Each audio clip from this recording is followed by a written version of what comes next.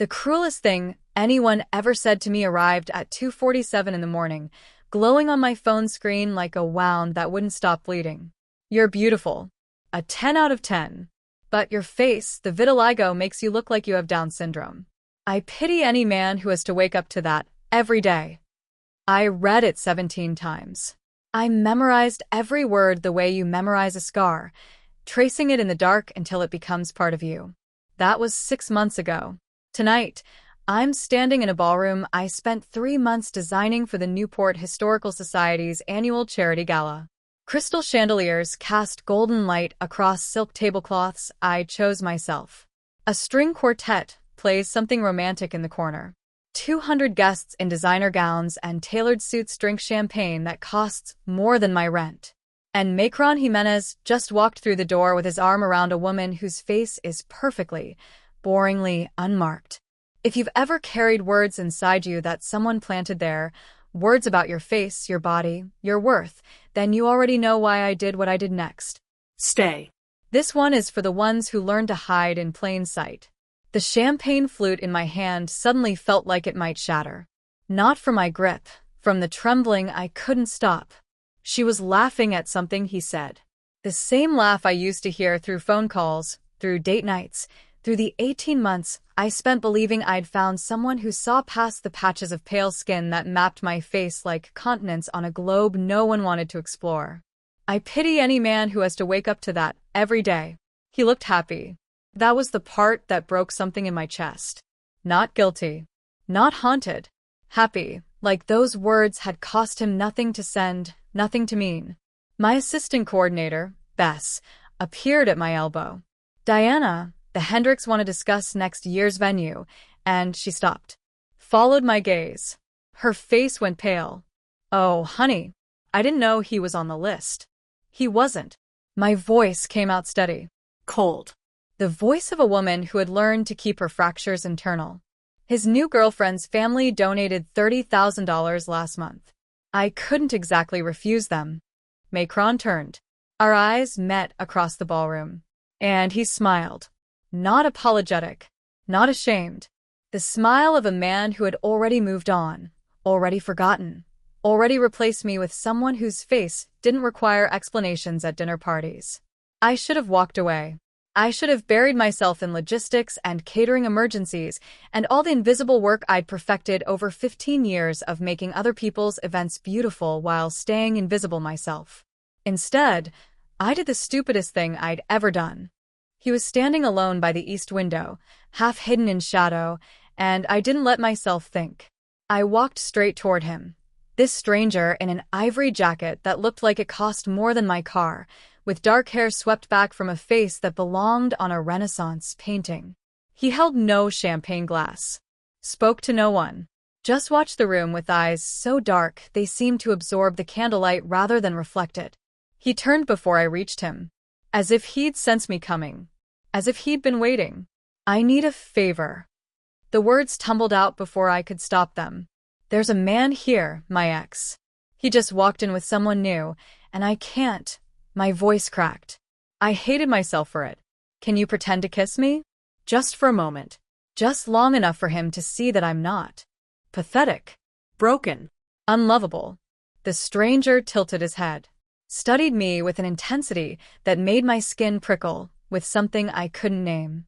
His gaze traced the vitiligo patches across my cheekbones, my jaw, my throat, not with pity, not with curiosity, but with something that looked almost like recognition. Your ex, he said slowly. His voice was low, accented, old in a way I couldn't place. The one who told you those lies about your face. I froze. I hadn't told him about Macron's text. I hadn't told anyone except my therapist and my sister. How did you? He stepped closer. Close enough that I could smell him, something ancient and cold, like stone churches and winter air. His hand rose to my face, and I should have flinched, should have stepped back. But his fingertips brushed the largest patch of unpigmented skin on my cheek with a reverence that stopped my breath. I've waited 400 years, he murmured, to find someone marked like you. Then he leaned in. He didn't kiss me. He pressed his lips to my throat, right where my pulse hammered against my skin, and inhaled deeply, like he was breathing me into his lungs. Like I was something precious, something rare. Extraordinary, he whispered against my neck. And then he was gone, vanished into the crowd like smoke, leaving me standing alone by the east window with my heart slamming against my ribs and Macron staring at me from across the room with an expression I'd never seen on his face before. Fear. I didn't understand it then. I didn't understand any of it. Not the stranger's impossible words, not the cold electricity still humming where his lips had touched my skin, not the way every instinct in my body screamed that something fundamental had just shifted. But I would. God help me, I would. 3 nights after the gala, I found him on my balcony. I should have screamed. Should have called the police. My apartment was on the 4th floor of a renovated mill building in Providence, and there was no fire escape on that side, no ladder, no logical way for anyone to be standing there in the dark, watching the city lights reflect off Narragansett Bay. But I didn't scream. I opened the door and stood there in my bathrobe, my hair still wet from the shower, and said the most ridiculous thing I could have said. Would you like to come in? Federico Federici stepped across my threshold like he'd been waiting for the invitation. Like it mattered. I wasn't certain you'd ask, he said quietly. Some don't. Some what? But he didn't answer. He was looking at me again, that same devastating attention from the ballroom, his dark eyes tracing the map of my skin like he was memorizing trade routes. I'd washed off my makeup. The vitiligo was fully visible now, sprawling across my face, without concealer to soften its edges. I waited for him to flinch, to look away. Instead, he raised his hand and touched the patch beneath my left eye with a gentleness that made my chest ache. Do you know what this is? He asked. A pigmentation disorder. Autoimmune. My body attacking itself. I kept my voice clinical, detached. The explanation I'd given 100 times to 100 people who hadn't asked but whose curiosity burned obvious on their faces. It's not contagious. It's not painful. It's not a disorder. His voice dropped low. Reverent. In the old language, we called it sang coronado, crown blood, a marker that appears perhaps once in 3 centuries, in bloodlines so ancient they predate written history. I laughed. It came out broken. That's a beautiful lie. I don't lie. His thumb traced the edge of unpigmented skin along my jaw. I've lived 400 years, Diana. I've seen empires rise and fall. I've watched humanity invent gods and then murder them. And I have never, his voice caught, an immortal, catching on words. I have never seen anything as beautiful as you. He came back the next night, and the next, always after dark. Always appearing on my balcony, like the laws of physics didn't apply to him. He never ate when I offered food. Never drank the wine I poured. His hands, when they touched me, carried a cold that should have frightened me, but instead felt like relief, like pressing ice against a fever I hadn't known I was running. We talked for hours. He asked questions no one had ever asked me, about my grandmother's hometown in Georgia, about the birthmark my mother had in the same place I had my largest vitiligo patch, about the way my blood type showed up as anomalous on 3 separate lab tests when I was a teenager. You're memorizing me. I accused him one night, my back against his chest as we watched the harbor from my couch. Like I'm going to disappear. Everything disappears, he said against my hair. That's what humans do. They blaze and then they're gone. I turned in his arms. His skin was cold, but his eyes burned. And what do? I remain. Something ancient and tired moved through his expression. Long past when I should have wanted to. Macron started texting on day 5. We should talk. I made a mistake. Diana, please. I miss you. 6 months of silence. 6 months of me wondering if the words he'd planted in my chest would ever stop growing thorns. And now that someone else was looking at me like I was something precious rather than something to be pitied, now he wanted to talk. I didn't respond. On day 7, he sent, I saw you at the gala. With that man. I didn't realize you'd moved on. I stared at the message until the screen went dark. Moved on. As if what Federico and I had was about Macron at all. As if every moment I spent with a creature who traced my skin like reading sacred text was still somehow about the man who'd called my face a tragedy. The worst part? Some small, broken piece of me wanted to believe Macron's sudden interest. Wanted to believe that maybe his cruelty had been a mistake, that maybe I wasn't unlovable, that maybe. Federico appeared at my window that night, and I watched his expression shift as he saw the phone in my hand. "He's contacting you," he said. "Not a question. He wants to talk." Federico's jaw tightened. For just a moment, something predatory flickered behind his eyes, something that reminded me there were things about him I didn't understand. Things I should probably fear. "And, do you want to talk to him?" I set the phone face down on the table. "I want you to tell me the truth," I said instead. "About what you are. About why you found me. About why you look at me like I'm the first thing in 400 years that's made you feel anything at all." He was silent for a long moment. When he finally spoke, his voice was barely a whisper. "Because you are." He crossed the room, cupped my face in his cold hands, pressed his forehead to mine. "You are the first thing in 400 years, Diana. And I'm terrified," his voice broke. An immortal, breaking. "I'm terrified of what I'll become when you're gone." I kissed him then. Not because I had answers. Not because I understood. But because I finally knew what it felt like to be seen as something worth losing. And it was destroying me in the most beautiful way. The Newport Antiquities exhibition was supposed to be work.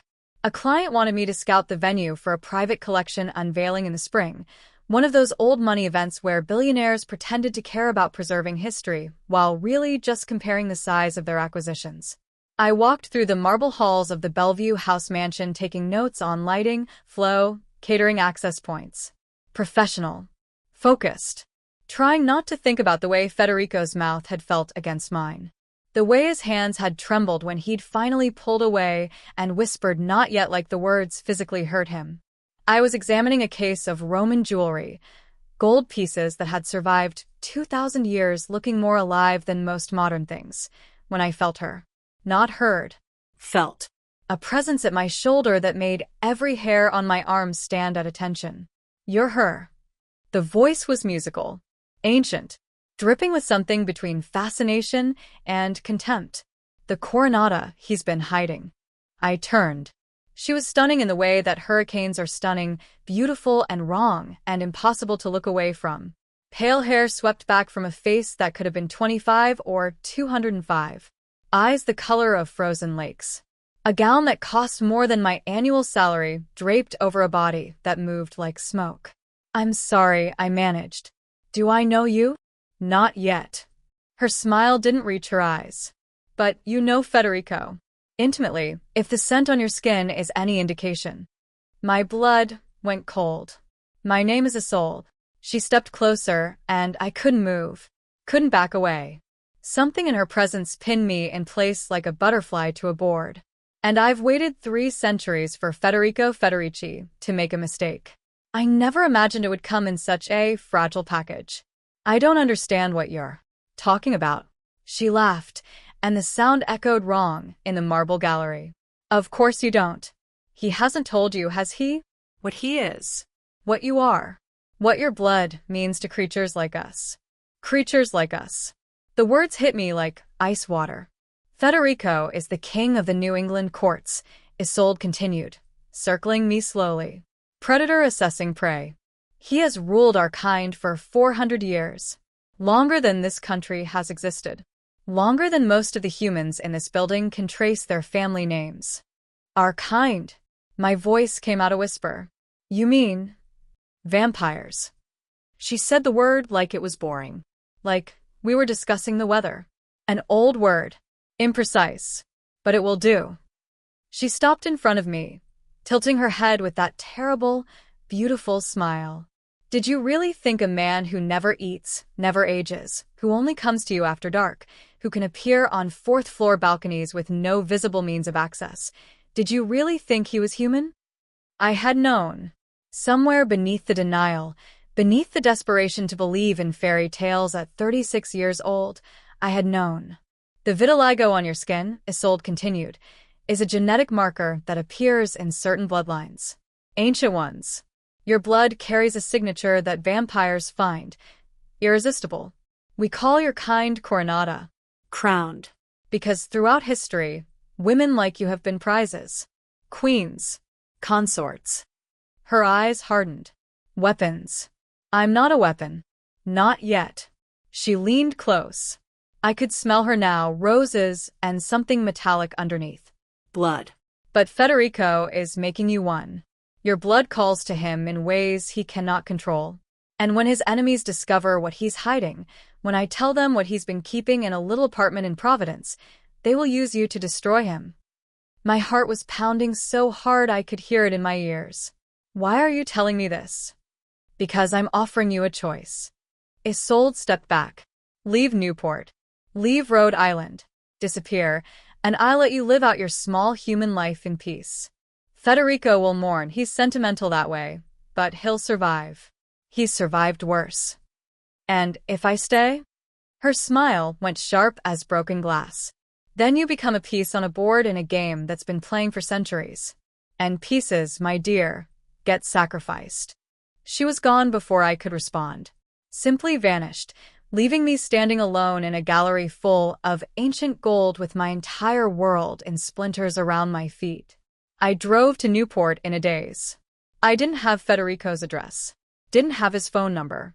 He appeared and disappeared on his own terms, gave me nothing to hold on to except his presence and his impossible, devastating attention. But I knew the old families in Newport. I'd coordinated events for half of them. And when I pulled up to the Federici estate on Bellevue Avenue, a Gothic revival mansion I'd driven past 100 times without ever wondering who lived inside, something in my chest recognized it. Recognized him. I pounded on the door until my fists ached. He opened it himself. No servants, no intermediaries. Just Federico, standing in the doorway in shirt sleeves, his dark eyes going wide when he saw me. Diana, tell me the truth. My voice cracked. I didn't care anymore. Tell me what you are. Tell me what I am. Tell me why a woman named Isolde just threatened to use me to destroy you. His face went pale. Paler than usual, which shouldn't have been possible. Come inside, he said quietly. Not until you tell me, Diana. He reached for me, and his hands were shaking. An immortal king, shaking. Please. Come inside, and I will tell you everything. I stepped across his threshold, and nothing was ever the same again. The inside of Federico's mansion was exactly what you'd expect from a man who'd lived 4 centuries, and nothing like it at all. Old paintings lined the walls, but they weren't dusty relics. They were alive with color, preserved perfectly, hanging beside modern art that probably cost more than my apartment building. Antique furniture mixed with clean contemporary pieces. Books everywhere, stacked on tables, lining shelves that climbed to cathedral ceilings, piled beside chairs that looked worn from actual use. This was a home. A lived-in, breathing home that belonged to someone who hadn't stopped engaging with the world just because he'd outlived most of it. Federico led me to a sitting room where a fire crackled in a stone hearth that looked original to the house. He didn't sit. Instead, he stood by the window, his back to me, silhouetted against the lights of Newport Harbor. Isolde told you what I am, he said. Not a question. She told me you're a vampire. That you're some kind of king. I stayed standing too. Something about sitting felt like surrender. She told me my blood is special. That I'm a weapon people will use against you. All of that is true. The confirmation should have terrified me. Instead, it felt like finally exhaling after holding my breath for weeks. How old are you? I was born in Florence in 1589. He turned to face me. I was turned at 28. I have ruled the New England courts since 1847, when the previous king was destroyed in a conflict I won't bore you with. 1589, the number echoed in my skull. He'd been alive when Shakespeare was writing plays.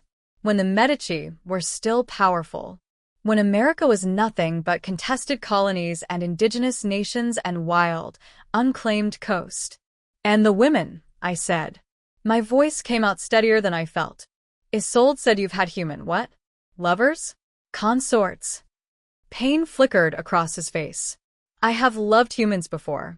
Twice, in 400 years. He moved closer, but slowly, giving me space to retreat. Both times I watched them age. Watched their hair turn silver, their skin grow fragile, their eyes dim with years I couldn't share. Both times, I held them as they died. You didn't turn them. They didn't want it. His voice cracked on the words. They wanted natural lives. Natural deaths. And I loved them enough to give them what they wanted, even though it destroyed me. I thought about that. Being loved so completely that someone would let you go rather than cage you in immortality you didn't choose. What about me? I asked. Is that what you're planning? Watch me age and die while you stay frozen at 28. No. The word came out fierce. Broken. That's what I was planning, until Isolde forced my hand. Until she made you a target before I could protect you properly. He crossed the remaining distance between us. His hands rose to cup my face, cold fingers tracing the vitiligo patches he'd touched 100 times before.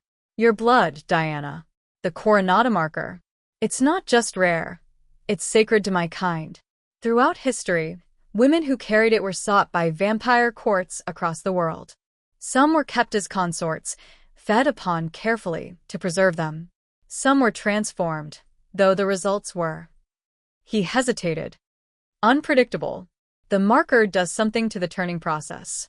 Makes it more intense, more powerful, and more dangerous. What happened to them? The ones who turned. Some became the most powerful vampires in recorded history. Queens who ruled courts for millennia. His thumb brushed my cheekbone. And some didn't survive the transformation at all. The fire crackled. Somewhere in the house, a clock chimed midnight. So my options, I said slowly, are watch you watch me die, or risk dying during some supernatural transformation that might make me powerful or might just kill me. There's a third option. His voice went quiet, resigned. I disappear. I leave Newport, leave New England, put an ocean between us. Isolde loses her leverage. You go back to your life. You find someone human who deserves you. You forget I ever. No. The word came out harder than I intended. He flinched. Diana. I spent 36 years disappearing. I grabbed his wrists, held his cold hands against my face. Forced him to look at me. I spent my entire adult life making myself invisible. Organizing other people's events while staying in the background. Choosing men who weren't passionate because passion felt too dangerous. Covering my skin with makeup so strangers wouldn't stare. My voice broke. I let it. And then Macron sent me that text, and I realized I'd made myself so small, so invisible, that the man I'd shared my bed with for 18 months didn't even see me as fully human. Just a collection of flaws he pitted. Federico's expression shattered. I'm done disappearing. Tears were streaming down my face now. I didn't care. I'm done hiding so other people feel comfortable. I'm done being the one who leaves, who accommodates, who makes herself less so everyone else can feel like more. I pulled his hands from my face and pressed them against my chest, over my racing heart. You see me. You look at the parts of me I've hidden my whole life, and you call them crowned. You've lived 400 years and you're standing here shaking because you're afraid of losing me. I am terrified, he whispered. More than I've been of anything in centuries. Good. I rose onto my toes, pressed my forehead to his, felt his cold breath mix with my warm one, then stop offering to leave. Stop trying to protect me from choices I haven't made yet. Stop treating me like something fragile that needs to be handled. What do you want me to do? I want you to tell me everything. Every truth you've been holding back. Every danger. Every complication. Every impossible thing about your world that I need to understand. I kissed him. Soft. Brief. A promise. And then I want you to let me decide for myself what I'm willing to risk. His arms wrapped around me. Crush me against his chest. I felt him trembling. This ancient, powerful creature who had outlived empires, trembling in my arms. You are the most terrifying thing that has ever happened to me, he murmured into my hair. Good, I said again. And I meant it. The attack came 3 nights later. I was staying at Federico's estate by then, not because I'd given up my apartment, but because he'd explained, with that quiet intensity one was learning to read, that Isolde wouldn't wait long. She had allies, resources, centuries of accumulated grudges against a king who had denied her what she believed she was owed. She wanted you, I'd said, understanding dawning. Before me. She wanted to be your queen. She wanted power. Federico's voice had been flat. I was merely the vessel she hoped would provide it. So I stayed. Slept in a guest room with windows that overlooked the harbor, surrounded by security I couldn't see but could feel, presences in the shadows, loyal to their king, watching the perimeter for threats. It wasn't enough. I woke to the sound of breaking glass and Macron's voice screaming my name. By the time I made it downstairs, Federico had him pinned against the wall of the foyer, one hand around his throat, his eyes blazing with something inhuman and terrifying. 3 of Isolde's vampires lay crumpled on the marble floor, not dead but incapacitated. Federico's people had been efficient. And Macron. Macron was gasping for air, his expensive jacket torn, his face pale with terror, still screaming my name like he thought he was saving me. Diana. Diana, I'm here. I came to get you. They told me he was keeping you prisoner, that he'd done something to your mind. Release him. My voice came out calm, distant, like I was watching this scene from very far away. Federico's head turned. His eyes were still that terrible, burning black, but his grip loosened. He came with her people, he said.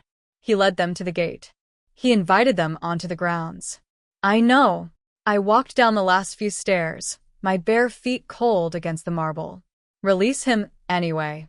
For a moment, I thought Federico would refuse. His jaw tightened. His fingers flexed against Macron's throat. Then he stepped back, and Macron crumpled to the floor, gasping and coughing. I stood over the man I'd spent 18 months loving. The man whose words I'd carried inside me like shrapnel for 6 months. He looked smaller than I remembered, diminished in a way that had nothing to do with his physical position on the floor. They came to you, I said. Isolde's people.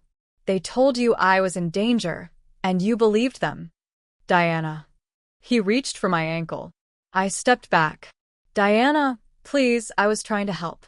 I know I made mistakes, I know what I said was wrong, but when they told me that thing had you, that thing is the man I'm choosing. Macron's face contorted. You can't be serious. Look at him. Look at what he is. He's a monster, Diana, and you're just confused, you're traumatized. You don't know what I am. I crouched down, met his eyes, watched the fear and confusion, and something uglier swimming beneath the surface. Go ahead, Macron. Tell me what I am. Tell me again about my face. About how any man would pity whoever had to wake up next to it. He flinched. That's what this is about, isn't it? I continued, the realization crystallizing as I spoke. You didn't come here to rescue me. You came because someone else wants me. Someone powerful and ancient and terrifying looked at the woman you threw away and saw something valuable. And you can't stand it. That's not. Your cruelty was never about my vitiligo. My voice cracked, but I didn't stop.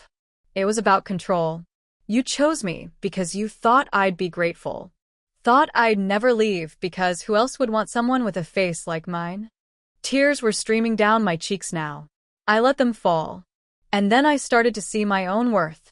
Started to build a career. Started to need you less. So you left first. And you made sure to destroy me on your way out, because if you couldn't control me, no one could. Macron's expression shifted. For one moment, one terrible, clarifying moment, I saw him.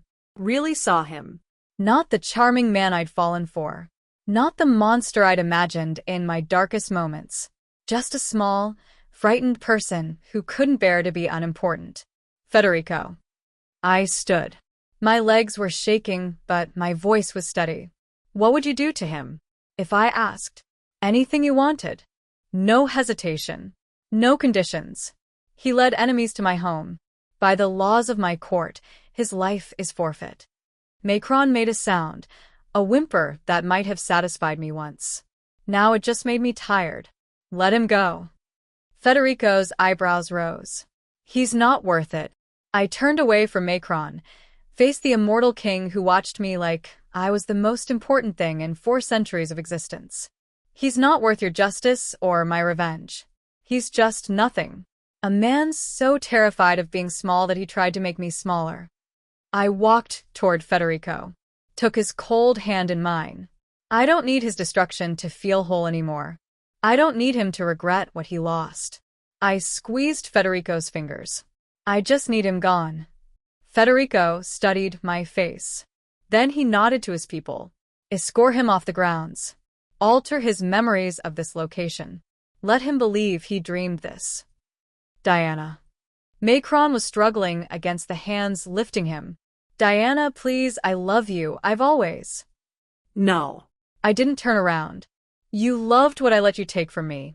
The parts one made small so you could feel big. I pressed my face into Federico's chest, felt his arms wrap around me. I'm done being small. I heard them drag Macron away, heard him screaming my name until the sound cut off abruptly, the memory alteration I assumed. And then silence. Federico held me while I cried, not for what I'd lost. Not even for the cruelty I'd survived. I cried because I'd finally let it go. The shrapnel of Macron's words, rusting inside me for 6 months, I could feel it dissolving, becoming nothing. You showed him mercy, Federico murmured into my hair. Even after everything. Not for him. I pulled back, looked up into those ancient, impossible eyes. For me. Because the woman who needed revenge isn't who I want to be anymore. He kissed my forehead. Soft. Reverent. Who do you want to be? I thought about the answer. About everything I'd hidden, everything I'd shrunk, everything I'd apologized for. Yours, I said finally. But only if I can be mine first. His smile was the most beautiful thing I'd ever seen. That, he said, is exactly what I was hoping you'd say. I told him on a Tuesday. We were sitting in his library, surrounded by books that had survived centuries, and I looked at this man, this creature, who had offered me everything and demanded nothing, and I said the words that would end one life and begin another. I want you to turn me. Federico went still. That absolute stillness only immortals can achieve, where even the pretense of breathing stops. Diana. His voice was careful, measured. You don't have to decide this now. Isolde has been dealt with. Her coven has agreed to a treaty. You're safe. You can take years to. I don't want years. I moved to kneel in front of him, taking his cold hands in mine. I've spent 36 years asking permission. Permission to take up space. Permission to want things. Permission to exist without apologizing for the skin I was born in. My voice cracked. I let it. I'm done asking permission. I'm choosing this. I'm choosing you. Not because I'm running from something, not because I'm afraid of aging or dying or being alone. I pressed his palm against my chest, over the heart that would soon stop beating in the way it always had. Because for the first time in my life, I want something badly enough to reach for it. Even if it's terrifying. Even if it changes everything. His eyes glistened. I'd never seen him cry before. Didn't know if vampires could. The transformation is agony. His voice was raw. 3 days of pain unlike anything you've ever experienced. And with the Coronata marker, I don't. Diana, I don't know what will happen. You could emerge more powerful than any vampire in centuries. Or you could. Die. I finished for him. I know. Then how can you? Because living small is its own kind of death. I rose up, pressed my forehead to his. I've been dying slowly, for 36 years. Shrinking myself, hiding myself, convincing myself that safety was the same as happiness. I kissed him. Soft. Certain. I'd rather risk 3 days of agony for an eternity of being fully alive than spend another 50 years being half a person. He broke then, pulled me into his lap, buried his face in my neck, and wept in a way I suspected he hadn't allowed himself in centuries. "I love you," he said against my throat. "I love you in a way I thought I'd forgotten how to feel. And I'm so terrified of losing you." "Then don't." I pulled back to look at him. "Turn me, make me yours, and spend eternity showing me what it feels like to be wanted by someone who sees everything and stays anyway." The transformation was exactly as terrible as he'd promised. 3 days of fire in my veins. 3 days of my body dying and remaking itself, cell by cell, into something that had never existed before. I screamed until my voice gave out. I begged for death. I forgot my own name, forgot everything except the agony and Federico's cold hands holding mine through all of it. But beneath the pain, there was something else. A becoming. I could feel myself expanding. Feel the edges of who I'd been stretching to accommodate who I was becoming. Every wall I'd built around my heart, every armor I'd constructed to survive a world that had told me I was too much and not enough, all of it burned away. When I opened my eyes on the third night, the world was different. Colors I'd never seen before. Sounds I'd never heard. The heartbeat of a mouse in the walls. The whisper of waves against the harbor rocks half a mile away. Federico's presence beside me, ancient and steady and blazing with love so intense I could almost see it. "Diana." His voice cracked on my name. "How do you feel?" I sat up, looked down at my hands. The vitiligo remained. The pale patches mapping my skin, unchanged by the transformation. But they looked different now, luminous somehow. Like moonlight had been captured beneath my skin. "It stayed." I breathed. "Of course it did." Federico touched my cheek, traced the largest patch with reverence. "It's part of you. The most beautiful part. Why would eternity take that away?" The gathering was held 3 weeks later. Every vampire court on the eastern seaboard sent representatives. They came to see the new queen, the Coronata who had survived the transformation, who wore her marked skin like a crown, who stood beside their king and didn't hide. I wore a gown of deep burgundy velvet that left my arms and shoulders bare. No makeup. No concealer. Every patch of vitiligo visible under the candlelight of Federico's ballroom. I could feel them watching, could hear their whispered speculation with senses I was still learning to use. Some were curious. Some were jealous. Some were afraid of what I represented, a human woman who had walked into the dark willingly and emerged as something unprecedented. I didn't care. Federico took my hand as we descended the staircase together. His grip was warm now, or rather, I was cold enough to match him. Equals in temperature. Equals in power. Equals in the way that mattered. At the bottom of the stairs, I caught my reflection in an antique mirror. I looked the same. And completely different. The woman staring back at me was beautiful. Not despite the marks on her skin, but woven together with them. Pale patches glowing like constellations against new pale flesh, mapping a face that finally belonged to someone who wasn't apologizing for it. I didn't look away. For 36 years, I'd avoided mirrors, covered myself, hid myself, made myself small enough to fit into spaces where no one would notice the parts of me that were different. Now I stood in a ballroom full of ancient, dangerous creatures, wearing my skin like armor, and I didn't look away. Some stories end when the couple kisses. This one ended when I stopped asking for permission to exist. If this found you tonight, if you felt something unlock while you listened, know that you're not alone in this. There are others who understand what it means to carry words that don't belong to you. Other stories. Other women who stopped hiding. Subscribe so you don't lose this place. So you can find your way back when you need to feel understood again. Federico squeezed my hand. "What are you thinking?" I turned from the mirror. Looked up at this man, this ancient, impossible creature who had seen my scars and called them crowns. Who had waited 400 years for someone worth choosing and chosen me. I used to think being seen was the same as being loved. My voice was steady now. Strong. New. But I was wrong. Being seen is just the beginning. I rose onto my toes. Kissed him softly. Felt the gathered courts watching, and didn't care. Being chosen, when they know everything, when they've traced every mark and every wound, that's the thing worth waiting centuries for. His smile was the sun I would never see again, and it was enough. It was everything. There are others like me in the city. Women who walked into the dark with their eyes open. We don't gather, but we recognize each other if we pass on the street. A certain look, a certain stillness, the knowledge that we stopped hiding. And the world didn't end. It began.